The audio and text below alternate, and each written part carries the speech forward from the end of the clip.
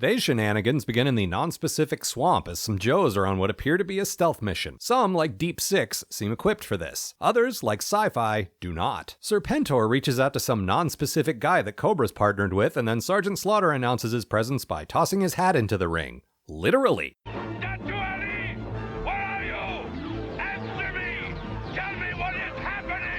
Remember, folks, he's constructed from the DNA of history's greatest leaders. The Joes get into a firefight, and boy, they sure keep wanting to send these guys back to Vietnam for some reason. I wish they'd stop. They confiscate the weapons from the guys they're fighting, only to discover little Cobra decals all over them. And look, I like to customize my stuff too, but maybe G.I. Joe will be less likely to catch you in operations like this if you avoided doing that. Also, maybe hide the connection to everything in extensive enterprises a little better. But I repeat myself. The Joes go off duty, and Deep Six has been chosen to participate in a martial arts competition, but Sergeant Slaughter forbids it.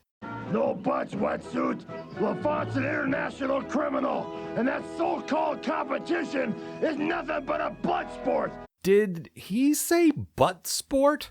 Surely he didn't say butt sport, right? As Sergeant Slaughter checks the Joes out of their hotel, which is definitely a compelling sequence we were all dying to see, did someone get pay-per-view? Will he dispute the minibar charges? Does he even understand what those tiny markings on the paper are meant to indicate? He's attacked by ninjas armed with aerosol cans. And despite his vending machine-like constitution, he falls unconscious and is dragged away to wherever this is with whoever these people are. We definitely should not rule out the idea that these are all fellow G.I. Joes. Those uniforms certainly check out. Turns out this guy, Pierre Lafont, kidnapped them all. They meant to grab Wetsuit, but since Sergeant Slaughter rudely accepted a phone call on his behalf, he's here instead. A bunch of fighting, as you might expect, ensues. It is presumably thrilling to someone. Meanwhile, the other Joes have returned to base, which is a little weird given that they all boarded a bus driven by a guy wearing a Cobra ring, but maybe all that branded Cobra stuff is just fashionable in whatever country it was they were visiting. Naturally, the Joe team is seriously compromised without the presence of Sergeant Slaughter, so Hawk orders the Season 2 commandos back to find him. Back with Lafont.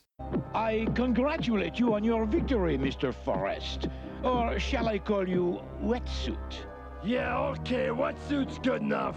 Oh yeah, super convincing. You're a real master of disguise starring Dana Carvey. Turns out the winner of this dumb competition gets to be an assassin for Cobra. Sergeant Slaughter strokes his chin thoughtfully, probably taxing his tiny brain to remember if Cobra's the one that he's on, or the one he's supposed to wrestle with. The Joes, meanwhile, get into a bar fight with some ninjas. They literally took two of my least favorite kinds of action sequences and combined them. Throw in some Sergeant Slaughter-style wrestling and you'll complete the trifecta.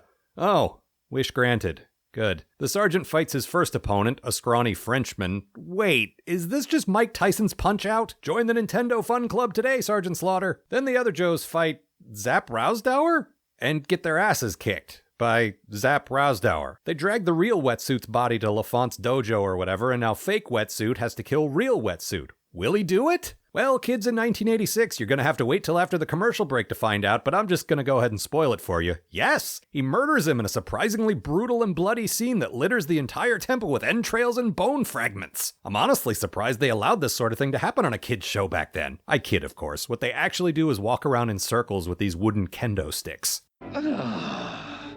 Boring.